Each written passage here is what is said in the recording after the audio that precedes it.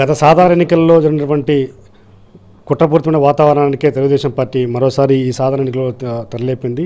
గత ఎన్నికల్లో ఏదైతే కమ్మ పాలనకి రాకుండా అడుగునే ప్రయత్నం చేసిందో ఈసారి కూడా ఒక ప్లాన్డ్గా పక్కాగా స్కెచ్ ప్రకారం గొడవలు క్రియేట్ చేస్తున్న పరిస్థితి ఉంది.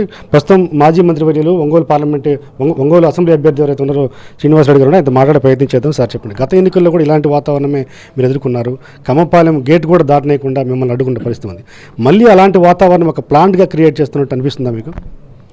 క్లియర్గా అర్థమవుతూ ఉంది. ఇప్పుడు ప్రచారానికి వెళ్ళినప్పుడు ఇష్టం లేకపోతే పాంప్లెట్ తీసుకోవద్దు, లేకపోతే మేము ఏమోటని చెప్పచ్చు. కావాలని అబ్యూజ్ లాంగ్వేజ్ మా ఫ్యామిలీ మీద బూతులు తిట్టేదానికి ప్రయత్నం చేయటం అది ఎంతో సంవత్సరం అప్పుడు నా విషయంలో అయితే నేను ఊరుకున్నాను. ఇప్పుడు ఫ్యామిలీని కూడా టచ్ చేస్తే ఊరుకుంటారా? ఎంతవరకు న్యాయం అది? మరి నిన్న ఇందాక చంద్రబాబు నాయుడు గారు స్టేట్మెంట్ ఇస్తారు.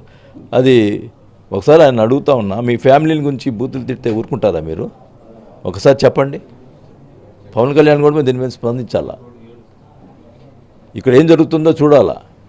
మరి కమ్మ సమాజానికి సంబంధించి గత 5 సంవత్సరాల్లో ఒక్కరి మీద ఏమన్నా ఇబ్బంది పెట్టామని అడుగుదండి. అతనే అవతల క్యాండిడేటే ఆ సమాజానికి సంబంధించిన వాళ్ళు ఇల్లు పడగొట్టడం, కొట్టించటం, వాళ్ళని నేను రక్షించిన అది పరిస్థితి ఇక్కడ. మరి ఈ రకంగా కావాలని కొంతమంది రెచ్చగొట్టి ఇది చేయటం, అందరినీ తిట్టడం, ఇష్టం వచ్చినట్టు మాట్లాడటం, అది దామచర్ల ఆంజనేయుల విగ్రహం కూడా మీరు సహకరించిన పరిస్థితి ఉంది ఒక చరిత్ర చూసుకుంటే. కానీ ఒక ప్లాన్డ్గా కులాల మధ్య చిచ్చు పెట్టే ప్రయత్నం ఏమైనా జరుగుతుంది అనిపిస్తుందా మీకు ఒంగోలు? ఇప్పుడు కులాల మీద చిచ్చు పెట్టేదానికి ప్రయత్నం చేస్తే నష్టపోయేది వాళ్ళే, నేనేం నష్టపోను. నేను ఎందుకంటే అన్ని కులాలని సమానం చూస్తాను. నేను ఎక్కడ కూడా ఏ ప్రాబ్లం. ఇప్పుడు కమ్మ సమాజానికి సంబంధించినటువంటి ఎంతమంది పనులు చేసుకున్నారో నా దగ్గర చెప్పమండి. నిన్న వాళ్ళే వచ్చి నా దగ్గరికి వచ్చి, సార్ మా వాళ్ళది తప్పు, మీరు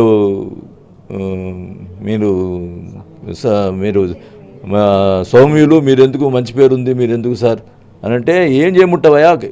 అన్నిటికీ ఓర్చుకుంటాం, ఫ్యామిలీని కూడా మాట్లాడితే మేము ఎంతవరకు ఓర్చుకోమంటారు అంటే మరీ అంత చేతగాని తనమా మాకు అని వాళ్ళకు చెప్పను. వాళ్ళే చెప్పారు మా వాళ్ళతో తప్పని. ఇది పరిస్థితి ఆడ. దానికి మరి ఈ చంద్రబాబు నాయుడు గారు ఆ రకంగా స్పందించడం ఎంతవరకు కరెక్టో ఒకసారి ఆలోచించుకోవాలి. మీకు మీ కోడలు కావ్య గారు ఒక స్టార్ క్యాంపెయినర్గా చాలా యాక్టివ్గా తిరుగుతున్న పరిస్థితి ఉంది. అది కూడా ఒక అక్కస్తో ఉన్నట్టు మీకు ఏమైనా అనిపిస్తుందా వాళ్ళు ఈ వ్యవహారం మొత్తం మీద? కేవలం వాళ్ళని ఒక ప్లాన్ ప్రకారం, అతను పోలీస్ కానిస్టేబుల్ ఫ్యామిలీ, అది వాళ్ళు అంటే వాళ్ళ ప్లాన్ చేశారు. ప్లాన్ చేసి వాళ్ళు అబ్యూజింగ్ లాంగ్వేజ్ మాట్లాడితే మా వాళ్ళని రెచ్చిపోయి ఏమన్నా చేస్తే దాన్ని వైరల్ చేయాలి అనే ఉద్దేశంతో కెమెరాలు పెట్టి మరి తీస్తూ వాళ్ళంతా ప్లాన్ కదా కెమెరాలు పెట్టారు. మళ్ళీ కారం డబ్బాలు ఒక లేడీస్ పెట్టుకొని చేస్తే ఏం మెసేజ్ ఇస్తున్నావు? అది ఒకసారి అన్నీ కూడా తెలుసుకొని మాట్లాడాలి ఎవడైనా. మీ ఫ్యామిలీ గురించి మాట్లాడితే ఊరుకుంటారా? డివిజన్లో హాస్పిటల్లో అయిపోయిన తర్వాత మా వాళ్ళు దెబ్బతగిలిన వాళ్ళని నేను పరామర్శించాం, మళ్ళీ ఇంటికి వచ్చాను. ఈ లోపల మళ్ళీ అతను పోయి అతను వాళ్ళ మనిషిని దెబ్బతగిలిన పరామర్శించుకోవచ్చు. మా వాళ్ళు దెబ్బతగిలిన పోయి వాళ్ళ మనుషులందరినీ కూర్చోబెట్టి వీడియోలు ఉన్నాయి క్లియర్గా బెదిరిస్తారు. మేమంతా చూస్తాం. ఆయన కూడా నిన్న ఎస్పీ ఆఫీస్ దగ్గర బెదిరిస్తాడు. ఎస్పీ చర్య తీసుకోకపోతే ఇంటింటికి పోయి కొడతాడంట. మీ చేతకాఫానికి గాజులు కాసుకున్నామా నువ్వు ఇంటింటికి వచ్చి కొడితే? అంటే ఏంటి ఉద్దేశం? ఏం అరాచకం చేస్తున్నావు? నువ్వు అధికారం లేనప్పుడు ఈ రకంగా అరాచకం చేసే ప్రయత్నం చేస్తున్నావు. రేపు అధికారానికి వస్తే నువ్వు బతకనిస్తావా ఒంగోలు ప్రజల్ని? వాలంటీర్ని రాజీనామా చేసిన ఒక వాలంటీర్ని, అమ్మాయి ప్రెగ్నెంట్ 5 నెలల ప్రెగ్నెంట్ని తోసేసి అమ్మాయి ఒకవేళ ఏమైనా జరిగితే ఏమయ్యేది? ఒక ఎస్టీ కులాలు ఏదో తీసుకొచ్చి వాళ్ళని ఏదో చేయటం మాకు ఉద్దేశం కాదు. ఎస్సీ ఎస్టీ అది కాదు ప్రాబ్లం. ఎవరైనా మనిషి ఒక హ్యూమన్ బీయింగ్ కడుపులో ఉన్న ఆమెని నెట్టేసి కొట్టేదానికి ప్రయత్నం చేస్తే ఎంతవరకు న్యాయం ఇది? ఆ అమ్మాయి రాజీనామా చేసింది, ఆ అమ్మాయి ఇష్టము, ఆ అమ్మాయి ప్రచారం చేస్తుంది, తప్పేంటి? నీకేంటి నా ఇష్టం, వాళ్ళ అమ్మాయిని కొడతావరా, నెడతారా, ఇష్టం వచ్చినట్టు బూతులు తిట్టడం.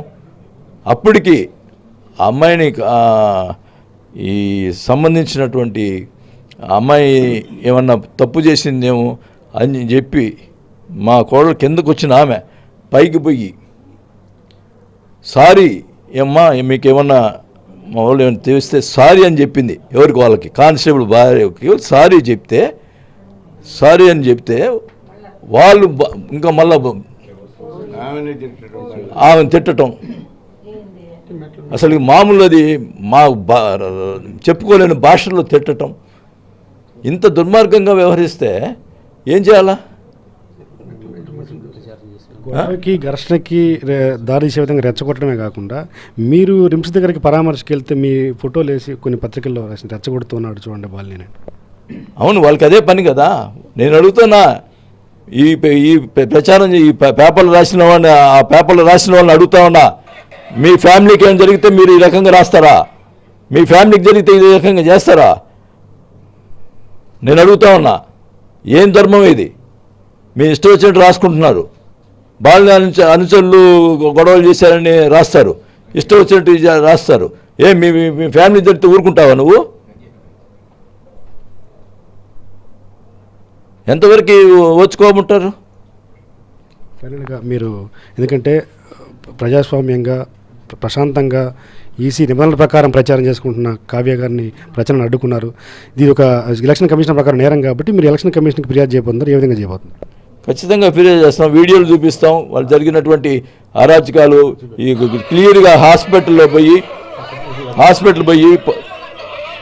వాళ్ళు హాస్పిటల్లో ఉన్నటువంటి వాళ్ళని, పేషెంట్ని బెదిరించటం, బెడ్ మీద ఉన్న బెదిరించటం, ఇవన్నీ చేయటం ఎంతవరకు? ఇవన్నీ కూడా ఎలక్షన్ కమిషన్ చేస్తాం. అతను మాట్లాడిన భాష, ఇంటికి వచ్చి కొడతామనే భాష, ఇవన్నీ ఏంటి? ఏం బెదిరిస్తున్నావు? వాళ్ళని చెప్తున్నారు. ప్రశాంతంగా ఎన్నికల ప్రచారం నిర్వహించుకుంటున్నటువంటి టైంలో ఇలాంటి వాతావరణం క్రియేట్ చేసి ఒక కేయాస్ క్రియేట్ చేయాలి, ఒక రౌడీజం చేయాలనే ఉద్దేశంతో ఉన్నట్టుగా మనకు అర్థమవుతుంది. ప్రస్తుతం కరణం బలరాం గారు ఉన్నారు, సీనియర్ నాయకులు. అలాగే ఏదైతే కులాలను బేస్ చేసుకుని రాజకీయం చేయాలని చూస్తున్నారో అదే కమ్మ సామాజిక సీనియర్ మోస్ట్ లీడరు వైఎస్ఆర్సీపీలో అత్యంత గౌరవ మర్యాదలు పొందుతున్నటువంటి నేత, ఆయనతో మాట్లాడే ప్రయత్నం చేద్దాం. సార్ చెప్పండి, ఇదేదో కులాలకు సంబంధించిన ఇష్యూ లాగా తెర మీదకి ఇచ్చే ప్రయత్నం చేస్తున్నారు, మీకేమో అనిపించిందా వైఎస్ఆర్ కాంగ్రెస్ పార్టీ ఇలాంటి? ఇది దుర్మార్గపు ఆలోచన. ఎందుకంటే వాసు గారికి సంబంధించినంత వరకు ఎప్పుడు కులాల మీద అతను రాజకీయం చేయలేదు. నాకు తెలుసు, నేను ఇద్దరు కలిసి పనిచేసాము, ఎదురెదురు పార్టీలో పనిచేసాము. ఎప్పుడు కూడా ఆ వర్గం ఈ వర్గం అనే పాయింట్ కాదు. ఎవరు హెల్ప్ అడిగినా కూడా చేయడానికి అతను ప్రయత్నం చేస్తాడు. నాకు తెలిసి ఇవన్నీ అయినా కూడా ఇదే సామాజిక వర్గానికి సంబంధించినటువంటి వాళ్ళకి పర్మిషన్స్ కూడా ఇప్పించిన సందర్భాలు ఉన్నాయి. పైగా ఇది మోటివేటెడ్గా కావాలని రెచ్చగొట్టేదానికి ఇది ఈ ఇన్సిడెంట్ని ఉపయోగించుకుందాం అనేది ఒక క్రియేషన్ లాగా అనిపిస్తుంది తప్ప ఇదేదో యాక్సిడెంటల్గా జరిగిందని కూడా నేను అనుకోవట్లా. ఒక పద్ధతి ప్రకారం వీళ్ళు ఏదో బదనాం చేయాలనే ఆలోచన తప్ప అది కేవలం వాళ్ళకి దుర్మార్గపు ఆలోచన తప్ప వేరే ఏం లేదు. ఇట్లాంటి జిమ్మిక్కుల వల్ల ప్రజలు కూడా దాన్ని అవేర్నెస్ ఉంది. ఇంటికి వచ్చిన వాళ్ళు ఓట్లు అడగడానికి వచ్చిన వాళ్ళు నీకు ఇష్టమైతే లేకపోతే లేదు, అంతేగాని వాళ్ళని దోషం చేయటం, అందులో ఆడవాళ్ళని చండాలంగా మాట్లాడటం అవన్నీ సహించాలన్నటువంటి విషయం నేను వీడియోలో కూడా చూశాను.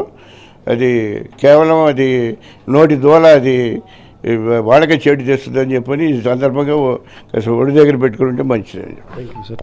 అది ఇటు బాలినేని కానీ అటు సీనియర్ మోస్ట్ నాయకులు కరణం బలరాం గారు చెప్తున్నమాట. ఇది ఒక కుట్రపూరితంగా ప్లాన్ ప్రకారం చేస్తూ రౌడీయిజం చేసి ఏదో లబ్ధి పొందాలని చూస్తే మాత్రం ఖచ్చితంగా ప్రజలు దాన్ని హర్షించరు, ఖచ్చితంగా ఎన్నికల్లో బుద్ధి చెప్తారని చెప్తున్నారు. అలాగే బాలినేని నా ఫ్యామిలీని టచ్ చేస్తే నేను సహించేవాడిని కాదు, ఇది సౌమిన్ అనే పేరు పెట్టుకొని అడ్డం పెట్టుకుని నన్ను ఏదో ఇబ్బంది పెట్టుకోవాలంటే ఊరుకునేటువంటి శక్తి సామర్థ్యం నాకు లేదు.